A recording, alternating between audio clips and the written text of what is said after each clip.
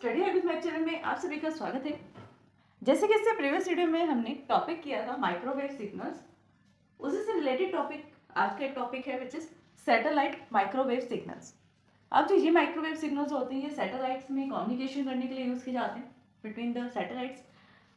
इस टॉपिक को हमें यहाँ पर डिस्कस करना है। यहाँ पर हम इससे रिलेटेड इसकी working advantage disadvantage each and every topic को यहाँ पर हम कवर करने जा रहे हैं।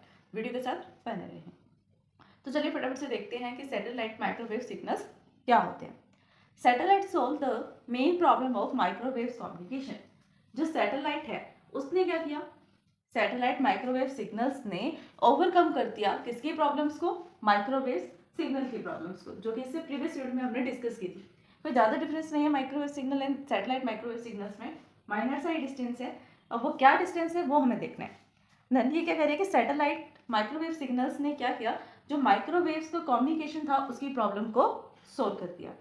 The main problem with the microwaves communication, microwaves communication के साथ सबसे मेन प्रॉब्लम क्या थी, is that the creature of the earth. सबसे मेन प्रॉब्लम ये थी कि जितने भी सिग्नल्स है, माइक्रोवेव्स के जो भी सिग्नल्स है, वो किसी ना किसी चीज के साथ इफेक्ट हो रहे थे, और सबसे मेन इफेक्ट होने वाली चीज क्या थी, एनवायरमेंट, राइट। इसी से प्रीवियस वीडियो में हमने देखा था कि जो माइक्रोवेव सिग्नल्स होते हैं वो हिल्स में काम नहीं कर पाते, वो लॉन्ग डिस्टेंस ट्रैवल नहीं कर पाते, कई बार तो काम ही नहीं कर पाते। और जैसे सी वाले होते हैं एरिया, सी एरियाज में, ओशन एरियाज में, यहाँ पर भी काम नहीं कर पाते, मतलब थंडर स्टॉर्म्स हैं एंड विंड है, कुछ ऐसे भी कारण होते हैं एनवायरमेंट की तरफ से जहाँ पर ये माइक्रोवेव सिग्नल जो है वो ट्रैवल नहीं कर पाते, काम नहीं कर पाते हैं। उन्हीं डिसएडवांटेजेस को, उन्हीं प्रॉब्लम्स को किसने ओवरकम किया यहाँ पर, सैटेलाइट माइक्रोवेव सिग्नल्स में।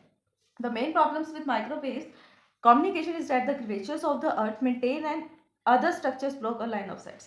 क्योंकि अनदर लाइन ऑफ साइट्स पर जाने के लिए उसे कुछ ना कुछ डिस्टेंस ट्रैवल तो करना ही होगा। जरूरी नहीं है कि अर्थ पर सारा का सारा एरिया किसका हो, सोल का हो, सॉइल का नहीं हो सकता, यानी हर जगह मिट्टी नहीं हो सकती। मोस्टली आपको भी पता है कि हर जगह अर्थ पर 3/4 पार्ट जो है वो वाटर का है, 3/4 वाटर का है, और उसके साथ में हिल्स वगैरह भी इंक्लूड है, कोई फॉरेस्ट वाला पार्ट भी है, वहाँ पर भी माइक्रोवेव सिग्नल्स नहीं काम करते। तो मोस्टली जो इफेक्ट होती हैं कि एक लाइन ऑफ साइट से किसी दूसरी लाइन ऑफ साइट तक माइक्रोवेव सिग्नल नहीं ट्रैवल कर पा रहे हैं, उनका कहीं ना कहीं कारण कौन है, अर्थ क्रिएचर यानी अर्थ का एनवायरमेंट, ठीक। Therefore, the several repeater stations are required for the long distance। इसलिए हमें माइक्रोवेव सिग्नल को ट्रांसफर करने के लिए बहुत सारे रिपीटर्स का यूज करना पड़ता था। किनका यूज करना पड़ता था, रिपीटर स्टेशन। उसकी वजह से क्या था कि जो भी सिग्नल ट्रैवल कर रहा है, माइक्रोवेव्स का जो भी सिग्नल ट्रैवल कर रहा है, अगर बाय चांस वो अपनी स्ट्रेंथ को पर्टिकुलर पॉइंट पर आकर लूज कर देता है, तो उसके आसपास वाला जो भी रिपीटर होगा उसको उस फ्रिक्वेंसी को लेगा, एंड फ्रिक्वेंसी को लेने के बाद उसको उसके ओरिजिनल सिग्नल में कन्वर्ट कर देगा, उसकी स्ट्रेंथ को डबल कर देगा या इंक्रीज कर देगा, ठीक है। या तो उसको ओरिजिनल सिग्नल में लेगा, या डबल कर देगा, या फिर इंक्रीज कर देगा। बट जो भी स्ट्रेंथ लूज हो रही थी वो इंक्रीज हो जाएगी, इतना मतलब, जिससे वो लॉन्ग डिस्टेंस को ट्रैवल कर सकता है इजिली।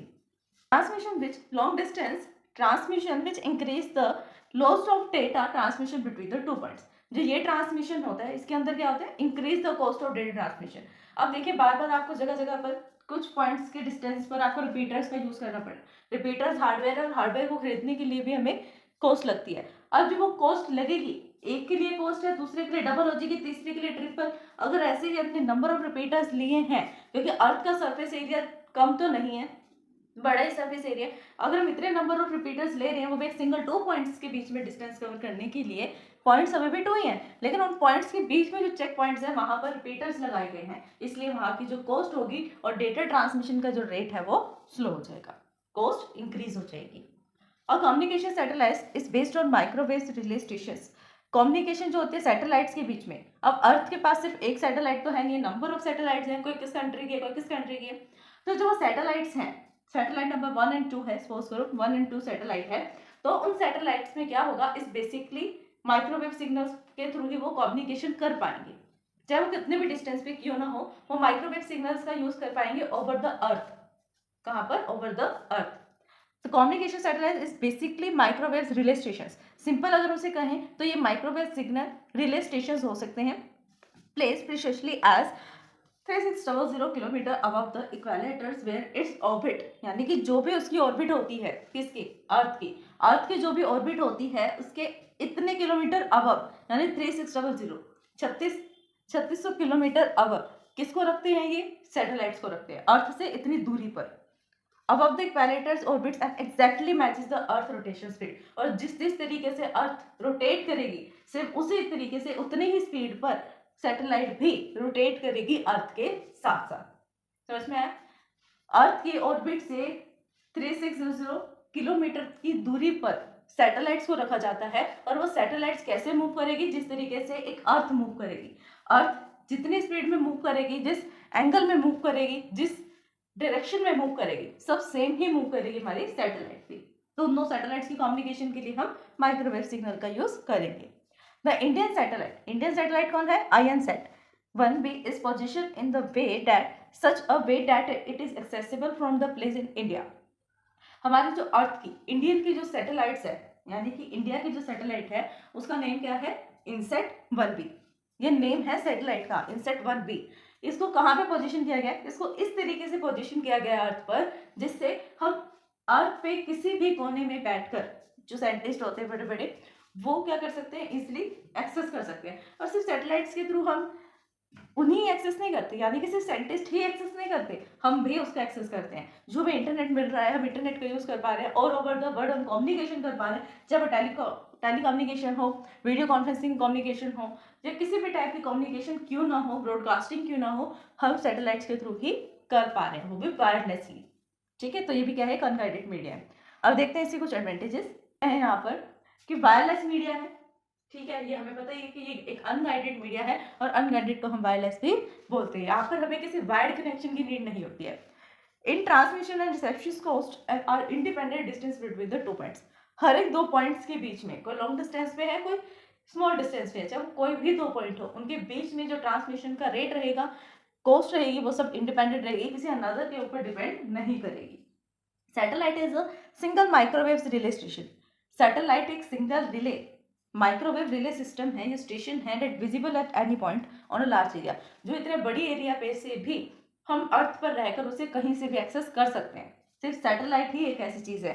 सैटेलाइट क्या है? माइक्रोवेव रिले स्टेशन है, जिसको हम अर्थ पर इतने लार्ज एरिया पर रहकर भी इजिली एक्सेस कर सकते हैं, हर कोई एक्सेस कर सकता है। Transmission satellites are can received back its on transmission and check weather. सबसे पहले वेदर को चेक करती है, अगर वेदर से इफेक्ट नहीं होगी तो करेक्टली इन्फॉर्मेशन जो हमें पहुंचा देगी। डन। फिर आता है डिसएडवांटेज। डिसएडवांटेज में क्या है यहाँ पर? Very high cost of placing the satellite in the orbit पर, यानी अर्थ के ऑर्बिट पर या अर्थ के आसपास भी सैटेलाइट को प्लेस करना बहुत ज़्यादा कॉस्ट होती है, छोटी कॉस्ट नहीं होती है, बहुत ज़्यादा होती है इसकी कॉस्ट। इसकी जो सिक्योरिटी होती है वो बहुत वीक होती है। अब देखिए, आप इसको प्लेस करने में इतनी कॉस्ट लग रही है, तो इसको मेंटेन करने में कितनी कॉस्ट लगेगी, राइट? पहले हमने इसको बाय किया, प्लेस किया, उसके अंदर जो भी सिस्टम सॉफ्टवेयर की हार्डवेयर की नीड थी वो हमने यूज़ की, वो बाय किया। तो देखिए, आप उसको प्लेस करने में इतना कॉस्ट लग रहा है, देन अगर बाय चांस वो खराब हो जाए तो उसको मेंटेनेंस करने में कितने दिन लगेंगे, कितनी कॉस्ट लगेगी, टाइम एंड मनी दोनों ही कॉस्ट हाई होंगी।